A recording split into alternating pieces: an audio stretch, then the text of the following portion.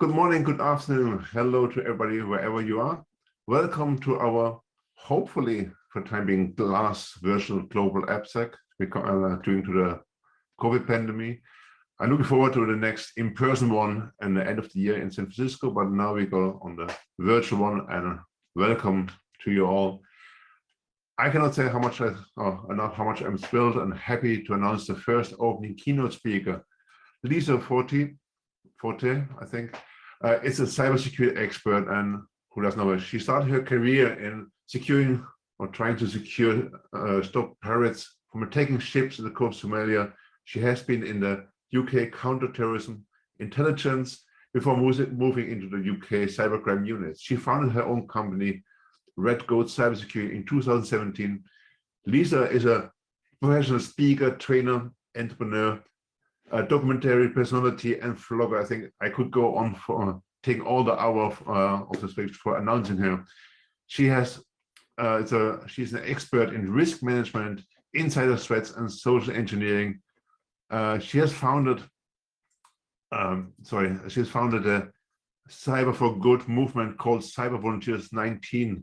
Organization provides pro bono help and advice to help and protect hospitals around Europe from cyber attack during the pandemic.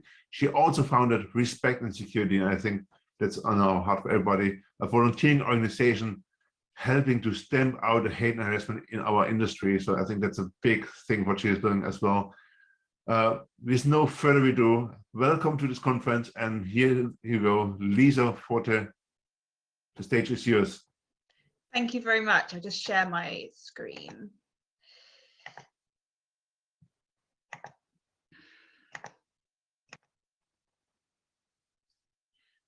Hello, everyone. Welcome. I'm Lisa Forte. That's quite an introduction that he gave me. I'm a cybersecurity professional, and I specialize in training, designing sort of programs and risk management programs, and then running cyber crisis exercises for companies around the world. And I'm really fascinated generally by risk and how we manage risk at different levels, both human, technical, and how we sort of manage that. And that's very much reflected in my personal life. So if any of you happen to follow me online on any of the platforms, you'll notice that I'm a climber, I'm a caver, and I explore abandoned mines for fun. And all of that involves the management of risk in difficult environments, potentially constantly changing environments. And so all of that plays into my sort of general interest in this area and how we manage risk. And the talk I'm going to give today is how we manage risk from the inside. We talk a lot in security about how we manage risk from protecting against nefarious actors who are outside of our organization, how we stop them attacking our organization and the assets that we have. But we also have to be mindful that sometimes that threat can come from the inside, especially when we're dealing with things like developers, when we're dealing with IP, when we're dealing with any sort of R&D or commercially sensitive information. This can be really, really attractive to insider threats. So I'm going to start by asking who are insiders, because I think this is a concept that's largely misunderstood. Most of us would say an insider was an employee. And that is correct, but often what we forget is insiders can also be contractors who work in our business. They can be board members.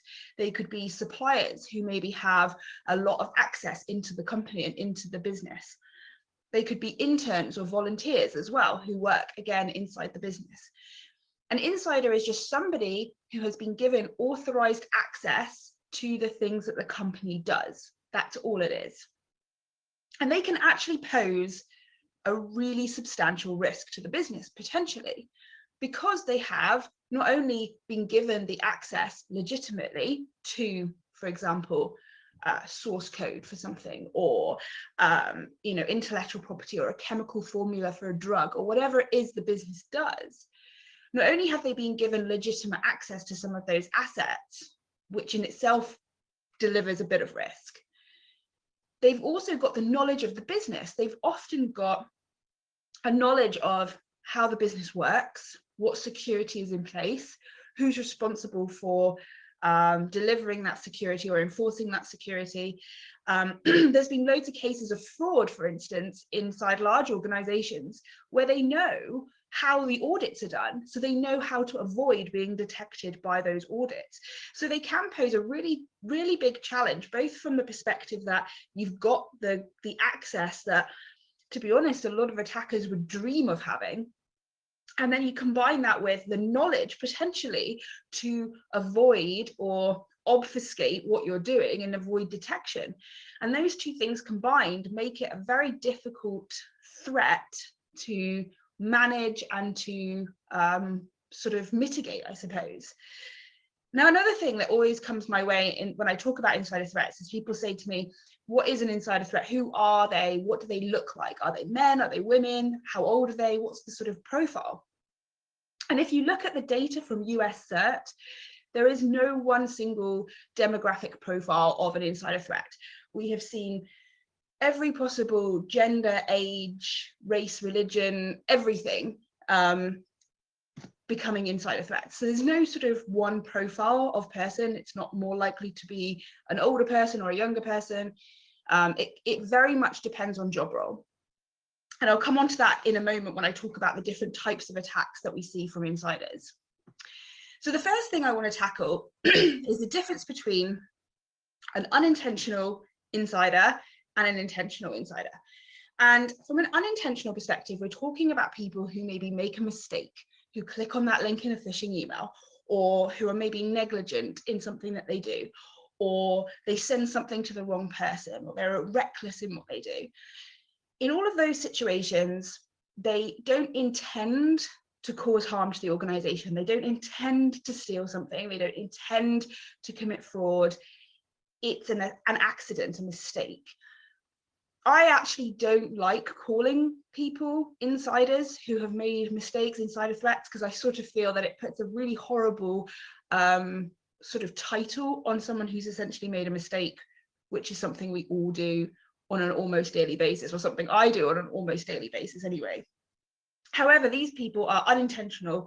They are just going about their daily business, trying to do their job, and something that they do causes the manifestation of a risk. We're not going to talk about those kinds of people in this talk. We're talking about the other type, which is intentional insiders. So these are people who, within the organization, whether they're a contractor, an employee, a board member, whoever it is, they intend to do the thing they do. So this could be intentionally taking sensitive information. This could be intentionally planting a logic bomb or creating a backdoor. All of these things are done with intent, and that's the topic of this talk today. Now, people often also use the phrase malicious insider, which is also really misleading, because malice is one motivation for doing these things, but it's not the only motivation. Intentional insiders intend to do what they do, but they don't necessarily do it because of malice. Sometimes they do it because they're in a really difficult financial position, and this is a way to make quick money to pay for a health bill or to do something like that. So they're not malicious, they're not being malicious necessarily, they are doing it for a different reason. So we see money being a motivator, fear, blackmail sometimes revenge and malice. There's a whole spectrum of reasons why people do these things. So don't just reduce it down to malice. So there are three types of intentional insider attacks that we see. We have theft, which could be usually sort of the theft of intellectual property or research and development or things like that. So you'll usually see it in roles where you have, for example, scientists, engineers, developers, anyone who's doing something that's creating something, I suppose you could say, within the business. Those are the roles that are the most at risk for theft, because if you think about it, let's just use the example of a pharmaceutical company. If you've got a scientist who's working on a drug, a brand new drug, he's got access to really sensitive information. The HR person probably wouldn't have access to the formulas for that drug that they're working on, so they have less opportunity to commit theft. than the scientist does in that situation. So that's theft.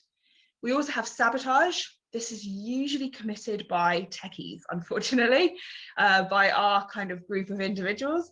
So it's usually techies, security professionals, people like that, privileged users of some description, just purely because everything we do is digital. So they have the opportunity to sabotage stuff, delete accounts, interfere with code, stuff like that. So sabotage is usually done by techies. And finally, we have fraud, and this is usually committed by lower level employees, people who work in sort of data entry roles predominantly, who can change details on bank accounts or insurance policies in order to financially enrich themselves, I suppose. So the next argument that people put forward, and another myth, I suppose, that I'd like to dismiss, is that people who do these things are what we'd say in the UK, bad apples, or inherently evil, bad people. And I hate this argument because firstly, I think it's rather naive. And I think it's also an argument that can really put your organization at risk. Let's take an example. Let's imagine for a moment that your life has taken a turn for the worse. Your partner has left you. You're going through a divorce. You're very, very stressed. You're fighting a custody battle. Let's say money's really tight. Your bills are adding up. You've got this financial pressure. You've just found out that your mum is really, really ill, and you need some money to help with her care. You can't even really afford to run your car at the moment. You're in a really difficult situation. And at work, your manager is just not a nice person. They're really difficult. They're making your life hell. Then they're putting up all these barriers to your job. You thought you were going to get this promotion, but it gets given to somebody else who's nowhere near as experienced as you. If you imagine being in that situation, you're probably pretty close to breaking point. You're probably feeling pretty isolated. You're probably feeling pretty desperate. You're probably feeling really disenfranchised with your life and with the things that are happening. And let's imagine that a foreign competitor to your employer contacts you and says, well, here's 10,000 euros as a golden hello. Come and take a job with us. Just bring along some of the code you've been working on. Bring along that report you've been working on, and we'll give you this money. All of a sudden, when you're in that desperate situation and things are really, really bad for you, that looks attractive. That looks like a good option. That looks like a life vest to get you through this difficult time. And this is the problem. We reduce it down to these people are evil, but more often than not, and in almost every case I've looked at, the people who do these things have been in a difficult situation. And it's just sort of snowballed to the point where eventually they do this. So this has become such a big problem.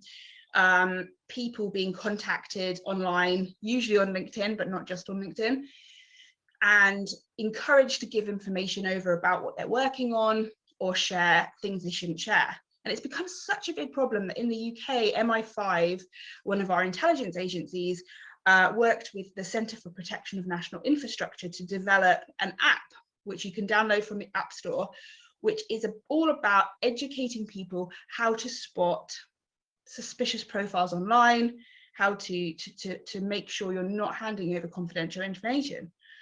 MI5 claim that over 100,000 Brits have actually been targeted in order to get confidential information on what their company is working on. And fake profiles are so easy to make online. You can quite easily make something super convincing that you look like a recruiter or an HR professional or whoever it is. And you can contact people and try and get information about their business and what they're working on and what the sort of projects are that they're working on. For example, in the first quarter of 2020, Facebook claimed that they took down 4.5 billion profiles just in the first quarter that were fake. In that same time frame, LinkedIn claimed they took down 7.3 million.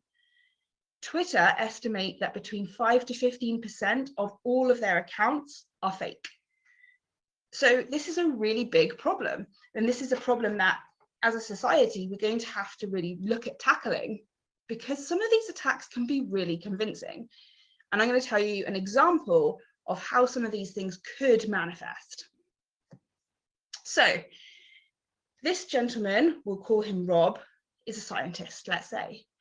He works in this company. He's a really good scientist. He's been going through a bit of a difficult time. He's been having a divorce. He's, you know, it's in the pandemic. He's working hard and he's a bit lonely, like a lot of people got during the pandemic. And one day he posts on LinkedIn and someone comments on his post. And this person is a woman. And she asks a question that says something about the nature of his post. So he's really intrigued and he replies back to her and he decides to send her a direct message to explain further what he was meaning. So he writes this direct message to her and they start a back and forth. They start talking about science. It turns out she's a scientist as well for a different company. They start discussing all sorts of things and the relationship turns a bit more romantic, let's say. They become really close friends, a little bit romantic relationship going on. And she starts asking lots and lots of questions about his job. He's working on a very, very sensitive project at the moment.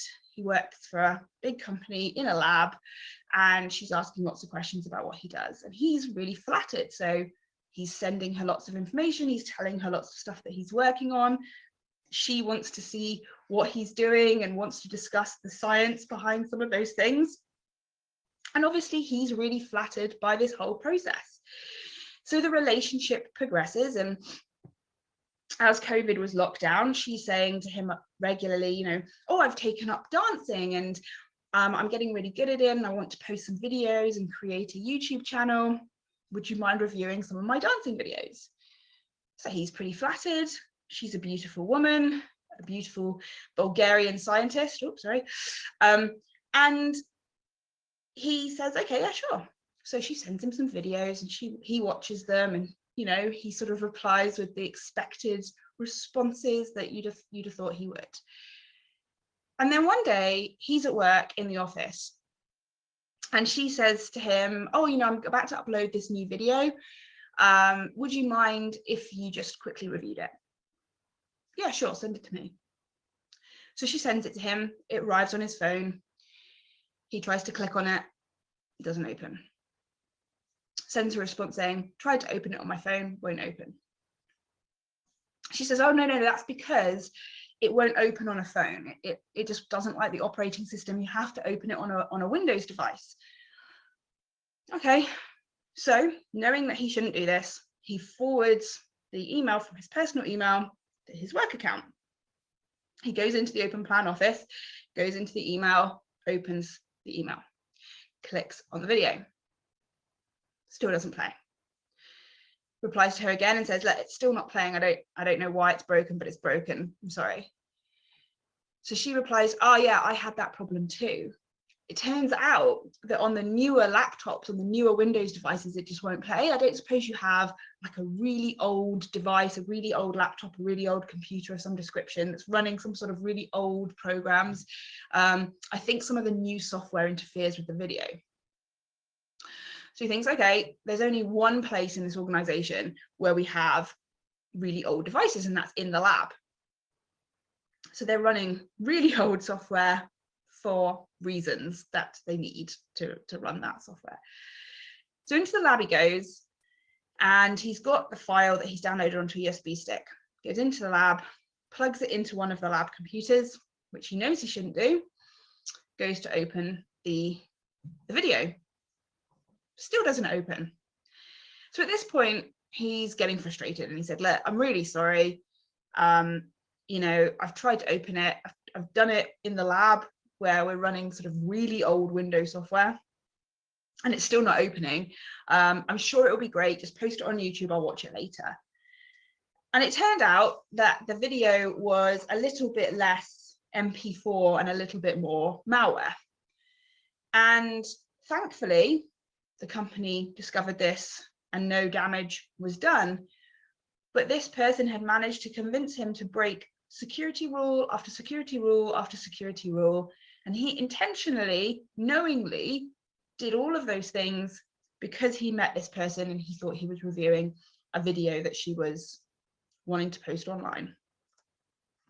So insiders are valuable. I mean, if you think about what I just told you, that example, it's very common that they'll get you talking about your work, and you'll be quite happy to do so because you're relatively flattered that someone is that interested in what you do. They'll ask for proof of things that you're working on, documents, files, things like that. We've seen people who have actually managed to get confidential reports screenshotted and sent to them as well. And I think there is a social engineering side of it, which I won't go into, which is the people who are creating these fake profiles, contacting you under a pretext and getting you to hand over information or to do something.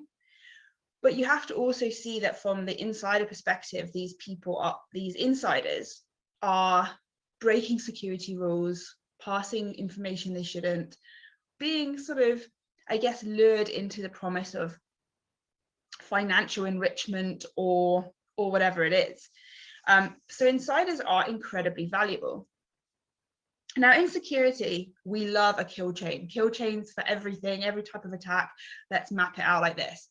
So typically, the way we kind of see this work is that whoever it is, whether it's a nefarious actor, like an attacker, whether it's a competitor, whether it's a foreign state, whoever the actor is behind the plan to get the information, they'll obviously do some reconnaissance on the business. Maybe they'll have targeted specific businesses, especially for theft, specific businesses that are developing really interesting software or developing sort of really interesting engineering projects, or the vaccine, for example, during COVID. There'll be a first contact, so it will usually be something pretty innocuous. It will be something a bit, usually quite friendly, nothing massively to raise any alarm bells. Over time, they will build some rapport with you to make you think that they are a recruiter or whoever the pretense is that they're coming to you from. Then they'll usually test that rapport. So they'll ask you for something really little to just see whether you'll do the thing that they're asking you to do. Then they'll do the attack, so the execution of the orders, what they actually want to achieve, which from this situation is usually to steal information. The other insider attacks are a little bit more personal, and we'll come on to those in a moment. But from a theft perspective, usually if you're looking at sort of corporate or industrial espionage, or you're looking at state-based espionage, this is usually to steal information. Sometimes it's to sabotage the company as well, but that's usually pretty noisy. So it's more about acquiring source code or acquiring chemical formulas or whatever it is. And then they'll usually extract from the engagement pretty swiftly. And this will usually be that the profiles that they had online get deleted really quickly. Sometimes they'll have a whole story of why they need to sort of disappear. And that's usually done so that they can re-enter again and contact you again later on if they need to. And sometimes they do genuinely offer people jobs, give them money to steal the information. And then those jobs do in fact exist and people go on and do those jobs. So it's not always that it's all a lie, but it's definitely got some intent behind it that perhaps you didn't realize.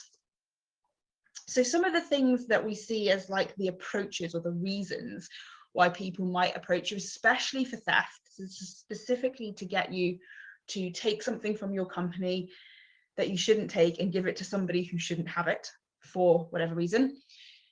So we often see this from recruitment is a big one.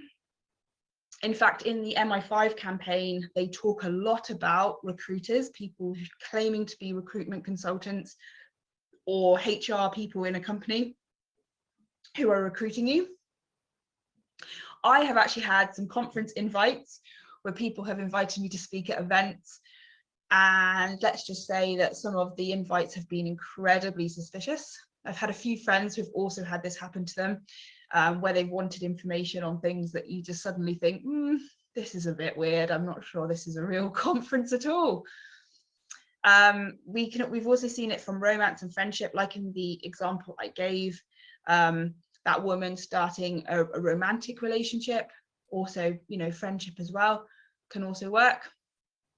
Business opportunities, consultancy work, investment in your company or your new business, promises of business partnerships, and all of this sort of thing is really, really common as reasons that they might contact you in order to get you to do something. So we've talked a little bit about how this can be done from the perspective of an outsider manipulating you on some level to do it, but this can also happen from people themselves in their own organizations. And there's two kind of examples that I want to give you from the sort of techie space, I suppose. So I'll start with theft.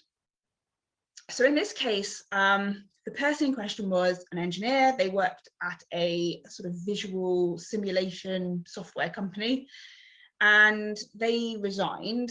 And at their exit interview, they were asked, have you returned all of the devices? Have you returned, do you have any copies of any of the code, blah, blah, blah. And they said, they sort of lied at this exit interview, and they said, yeah, I've returned absolutely everything. There's nothing I have at all. So they leave, and that's all sort of tied up from the company's perspective. And they decide that they're going to become sort of self-employed, a consultant. And it turns out that actually they had stolen the source code for this new product. They then, over the next year, actually spent time coercing people who they'd previously worked with at this company to give them more information and more sort of interesting pieces of R&D, I suppose you could say, related to this. So that happened over the course of probably just under a year. And then they accepted a job for another company. So they decided to leave the consultancy space. They accepted this job where they went to work for this other company that was a competitor of the company that they'd stolen the source code of. So they go and work for this company and obviously develop this stolen code into another product. And they go to this conference, and this company that they're now working for, they do this big launch of this product. And it just so happened that representatives of his previous employer were at this same event and saw that the product that they were launching was 100% a stolen product from their company, put two and two together and went, oh my God, they've stolen all this stuff. So in this particular instance, actually, the company was really lucky because they actually reported it to the authorities, and they actually found evidence that this individual had stolen this source code, and then they'd taken that and given it to this competitor, developed this product, launched it. The whole sort of chain was proven. And they got, I think it was $10,000 fine, and I think they got 2 years in jail as a result of it, this individual. So in that particular case, in some ways they were too noisy about it, maybe with the launch, I don't know, but they got caught. And this individual actually was put in prison for it. So it is a crime. We have to be aware that that is a crime. And sometimes companies do actually have the ability to prove that someone has stolen these things. So that's theft. That's stealing of something. In some ways, sabotage is harder to understand. And this often happens because most of the situations with sabotage happen because someone is angry with their employer. They're disgruntled. They are usually either planning on leaving or actually handed in their notice. And they want revenge. Sabotage comes from a feeling of anger, a feeling of sort of beyond discontent, really, disgruntlement perhaps, and the need to sort of exact revenge on this employer that you think has done something bad to you. So in this case, there was a software developer, and they actually were terminated from their job for poor performance. And they left the company, and they actually got a job, their next job, with a subsidiary of that same company, which was a bit odd. And that was about a month later or so. But what had happened was the company that had fired this person hadn't deactivated his accounts. So he managed over the course of a few months to access, I think it was something like 30 odd user accounts. He got into people's emails, he managed to review and change code that was being used within the organization, deleted like software modification notices, created accounts. He actually deleted or removed both the CEO and the CFO's accounts at one point, completely disabled them. There was a sysadmin in the organization who actually would log into her account and see that someone had logged in an hour ago, and he was logging in and doing stuff from the sysadmin account. So he had all this access, and they hadn't disabled any of it. They hadn't changed anything. And he was really good at deleting logs, hiding what he was doing, and sort of just generally being a nuisance.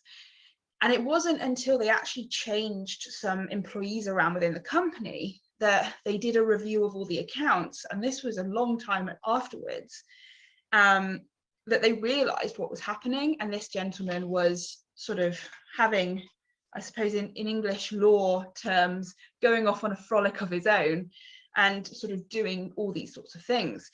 So again, he was sort of interfering and sabotaging. And in that case, he didn't do an awful lot of damage. It was more being a nuisance, really, more than it was causing huge damage.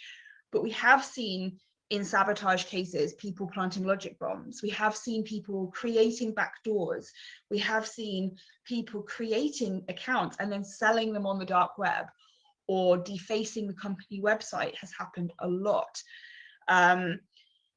So we've seen a lot of these things happen. And again, like I said at the very beginning, because all our businesses are run digitally now, almost all the cases involving sabotage are techies, because we are privileged account holders. We are pretty much the only people in the business who could really do a lot of damage when it comes to sabotage. And if you think about it from your own roles, if you wanted to sabotage the organization, there's a lot of ways you could do it that would be hugely damaging. So those are sort of a few more examples, I suppose, of how insiders have, as I said at the beginning, the access to the crucial things. So account modification, codes, IP, all of the sort of crucial systems, applications and assets that a company might have. Insiders have access to those legitimately. They also have the knowledge of how to hide things, especially techies, especially people who work in IT security. You know how to hide your tracks. You know how to cover things up. You may even be the person responsible for spotting these things. So you have an ability to cover your tracks very easily, which an outsider doesn't have the same capability as an insider for doing that. So insider threats can be a huge, huge problem. And specifically, they are a massive problem for any company that's working in sort of a high R&D space. So things like businesses in the new economy markets, so anything to do with technology, but also sort of scientific based industries as well, especially for theft, really very vulnerable to insider attacks. So what do we do? Well, one of the kind of key things that I've been working on recently is developing an awareness of everybody into creating insider threat programs and feeding into insider threat programs. So in the US, they tend to be a little bit more advanced on this concept than in Europe and the UK. But we should all have insider threat programs operating within our organization, just like we do for all other elements of security. And I argue that there's 4 elements that need to go into that insider threat program. The first one is training. So stripped back down, recognize potentially malicious profiles online, people who might be trying to contact you because you are working in the AppSec space. You are an attractive mark, potentially. You're going to have access to things that are interesting, that are valuable, financially valuable. So because of that, you have to be a little bit more aware of what potentially malicious profiles might be like.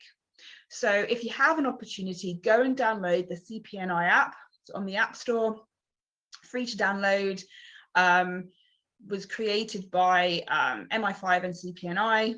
Go download it and just go through the training program. It's really quick, really easy. It gives you a bit of an idea of what these profiles look like. So training is really good to make sure that we're aware of what this sort of thing look like. But also, if you're having a conversation with somebody online, and just look at the way the conversation is going. And what I mean by that is, if you're having a conversation with someone who's pretending to be a friend or a recruiter or whoever they're pretending to be, and you don't know this person, look at the conversation and think, is this normal? Does this look like a conversation I would have with other friends or other recruiters or other business people? Because the chances are, if they're trying to get information out of you, they are probably asking you questions and you are probably doing all the talking. And generally in a conversation, it's pretty balanced. It's pretty 50-50. If it doesn't look that way, just allow that to trigger some alarm bells in you.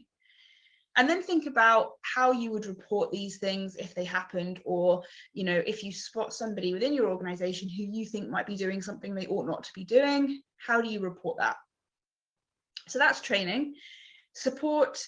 One of the things I talk about a lot is that actually one of the best ways to stop insider threats happening within your organization is for employees to feel supported and to feel like they've got someone to turn to if they've got problems. So using the example of sabotage, for instance, as I said before, we know sabotage happens because somebody is angry.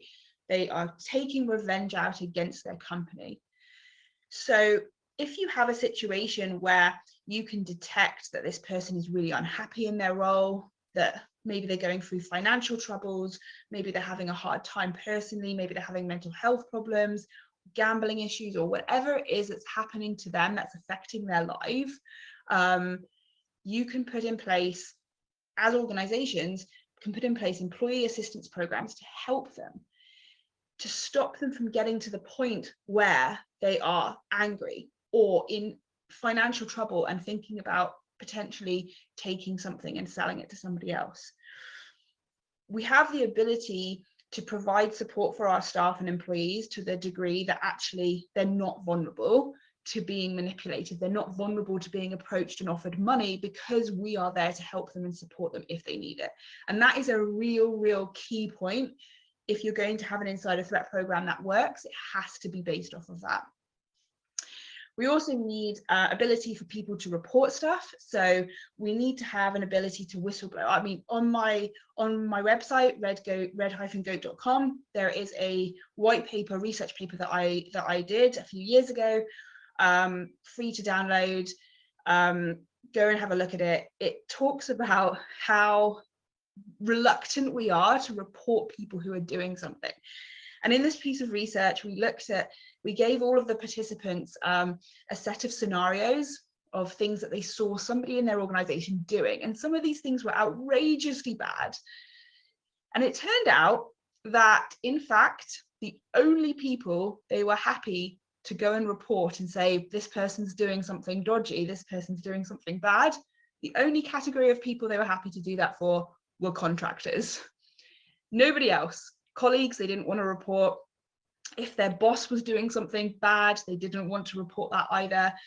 And it was actually quite surprising that people felt, I can't go and report on a colleague. I can't go and report on a manager who's doing something they shouldn't be doing.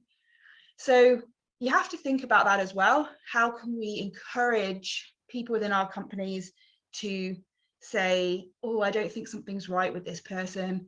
I'm a bit concerned about them, or I saw them doing this thing that they shouldn't be doing.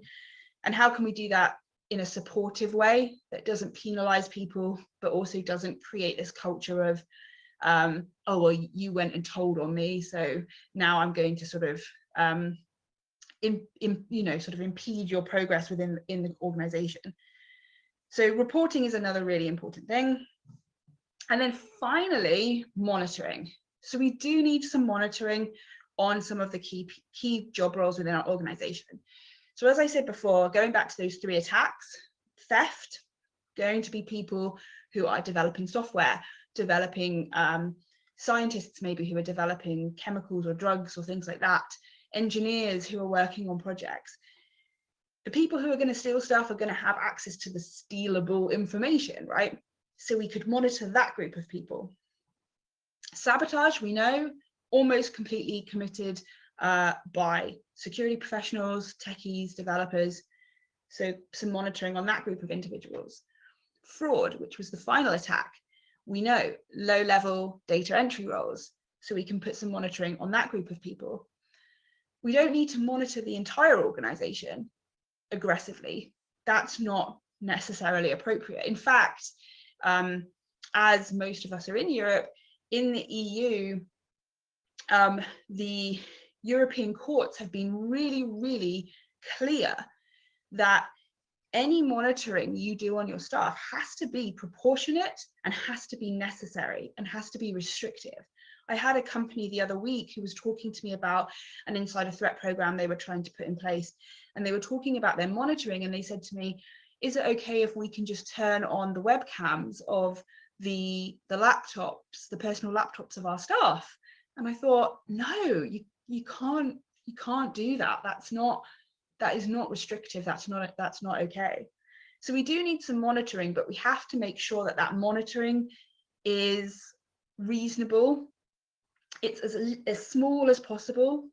Don't do more than you have to. Making sure that whatever monitoring you put in place, you can actually use, because in a lot of situations, you will collect logs on things and then you have no ability to review them. So there's no point in collecting them. So making sure that you're doing a bit of monitoring, but not too much, and making sure that that's really just open and honest with your staff. So making sure everyone is aware of what monitoring is on them and why, I think is kind of a key point. So the final thought I kind of want to leave you with is, I have this sort of general theory with insider threats that someone who is happy, satisfied, content, enjoying life, doesn't turn around and steal stuff from their employer, doesn't turn around and sabotage their employer. There's no need to commit fraud because you've got money, you've got lots to lose, you've got a nice life. So the more we can think about creating a work environment that looks like that for our employees, the more we reduce the threat. And I tweeted the other day that if your insider threat program is just monitoring, you've probably increased your risk of an insider threat. So it's really important that we send the message to all of our colleagues, our staff, that actually you're not alone. If you have problems, if you have troubles, if you're going through a tough time, if you hate your job within the organization, we are open to having a discussion about how we improve that situation for you. And then you're reducing your vulnerability to people being paid to hand over information. You're reducing your vulnerability of people being so annoyed with your company that they want to sabotage it. And I think that's the best way to reduce the threat. So I hope you enjoyed the talk. I think we've got a few minutes for questions, hopefully from Martin. But before we turn to that, I just want to quickly give a shout out to Respect and Security, which is a volunteer organization that I co-founded with a bunch of other people. And I really recommend you go and check them out, follow them, participate in the discussion. It's a voluntary organization we created to try and stamp out hate and harassment in the sort of tech security industry. And there's loads of initiatives there that you can get involved with, but it's all about trying to stop bullying and trolling and all of that sort of thing that goes on in our industry, sadly. So please, please go and give them some support. It's a really important message. Thank you. I'm waiting for Martin. Thank you so much, Lisa. Really great presentation, as expected. And yes, we have several questions. First one, I want to ask, how common are those insider threat attacks? I think intentional insider threats they're not hugely common, thankfully. The problem with them is when they happen, they are really, really, really serious. So it's one of those things that they don't happen a lot necessarily, but we've seen it with Tesla, for example. They had a really bad one not too long ago. We've seen it with lots of other companies that have had this sort of thing happen. They are usually really serious and actually really publicly embarrassing when you have to say, yeah, that was one of our developers that stole that, sorry. That's a really embarrassing thing for a company to say. Is there also types of companies that are more vulnerable to those attacks? Yeah, I'd say probably companies that operate in sort of new economy markets. So tech companies would be really vulnerable because it's such a high R&D space. We're developing new stuff all the time. The other one that I've seen recently actually is the gaming space as well. So people who are working in developing sort of PlayStation games and things like that, that's actually a really aggressive market where people are getting paid a lot of money to hand over things they're working on. Okay. Another question is, as you mentioned, for the threat or tampering with code, the question is, what is the share, I think, the split of internal threats versus external threat when it comes to code tampering, theft? From what have you seen during your assessments? I think largely the threat generally comes externally. However, as I said before, in a lot of these situations, sometimes it can be quicker and easier to get in via social engineering by talking to somebody who works in the company and getting them to hand over information. And again, it comes back to that position. So there was a gaming company recently, I forget what the name of it was, who had this situation. And it turned out one of their developers was a pretty young person. I think there's been a lot of talk in the gaming industry about how overworked people are who develop games. And this particular person was not at all satisfied with their job, was hugely stressed. And I think they were paid 40,000 euros to hand over a little bit of information of what they were working on. Now, this person, I think, was like 26, 27. They were really young. 40,000 euros is a lot of money. It's a lot of money if you think you're not going to get caught, right? So they did. They handed it over. And I think, you see, that's where the line kind of blurs. It's not necessarily just only outside people, inside people. It kind of, the share of it can sort of, change. But I think, a lot of these things, unfortunately, they're going to benefit competitors. It's not necessarily for organized criminals. It's for people who compete with your company, right? Oh, yeah. Another question is between the theft, leak, sabotage, or other types of attacks, which one was the most popular in the past 12 months? Theft, big time. Yeah. And I think it's because generally, I don't know if some of you might have heard of this, they talk about the great resignation that's happening now globally, right? Because of COVID and everything that's happened. And because you've got loads of people moving jobs, it's a perfect opportunity to take a few copies of some of the things you've been working on and go and sell them. So I think theft is the biggest problem because also people, it's difficult with the cost of living issues, the increase in gas prices, the increase in lots of our bills.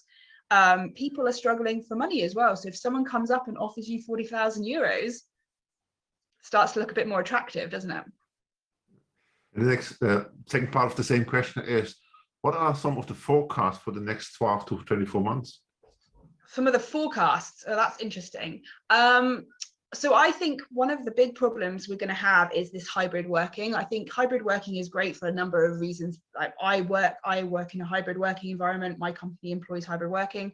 But I do think the problem is you don't have the visibility as you did when they were in the office. And the problem you have with that is that it does allow people to take copies of things that you might not notice.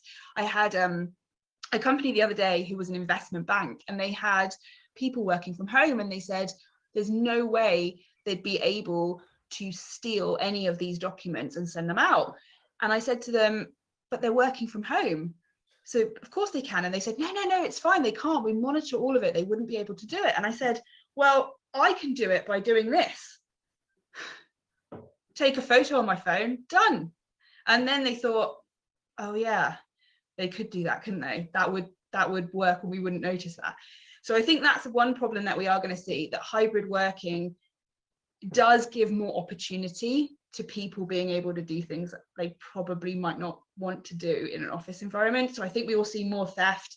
I do think that with sabotage, again, there's a lot of people who are going through tough times at the moment. And I think as soon as you start putting all these different pressures on people, food crises, cost of living crises, all of this pressure that's going on different people, I do think we might start to see people becoming more agitated, and that might also go up. Thanks. One more question. Is reporting can go the wrong way if people just can report on colleagues they don't like or are competitors in the workplace. How you avoid that problem? So I think you need anonymous reporting to try and encourage people to report genuine bad behavior. But as you say, the other problem is, well, if I really hate my colleague, I'm just going to put in a report to say that she's doing all these horrible things, right? And that's not necessarily true. And that comes down to then your security teams and your insider threat teams being able to go through it and actually establish whether it's true or not. And that it is complicated. You see this happen with policing, right? It's the same sort of thing. And I think, yeah, so I think that the way you investigate reports has to be really fair. I think it has to be thorough, it has to be evidence-based, and you have to sort of have those processes in place to ensure that if you do get people reporting on people they hate just for fun or whatever they're doing, you have a process that they don't get disciplined. But it is a genuine concern, and that's why sometimes I think we have to accept that there isn't one good solution. It's just a choice of not very good solutions. I remember several years ago, I was at a conference in the Netherlands, and there was one guy, and he called himself, he's not a security role, he's transparency officer, because he wants people to be able to work transparency, and they had a very transparent way to report. So it was anonymous or by name, and of course, beginning when you could report everything on everybody, and the whole following up was very transparent to the one who is accused. He said by making it very transparent, you suddenly have an environment where it's not blaming, but just asking, like, why are you having two laptops carrying out? It's just a very normal thing like this, normally don't ask, but it was really interesting one. And they really had those who did something wrong, I said, not even on purpose, but just have been tricked by tricksters, went on the video and explained their case. So I lost my job because I didn't saw those signs. And because they were so transparent, and not just goodbye, we have to fire you, but also help them to continue with a job outside, to be even so that they come up the video, they do recording, tell their side of the story, how they have been tricked. I think that's very impressive. Yeah, and ultimately you can help them, right? If you can get involved early enough, you can help them before they've done something that they can't undo. Yes, definitely. So thank you so much for being here. Thank you. For everybody else, enjoy the conference. I'm happy to also be the moderator for the closing keynote for today. So enjoy the conference. Thanks again, Lisa, and I really appreciate what you do with respect and security. I think that's what we all do, need, respect each other, and have this a happy and joyful, eventful conference. Thank you so much. Thank you very much. Thanks. Bye, everyone.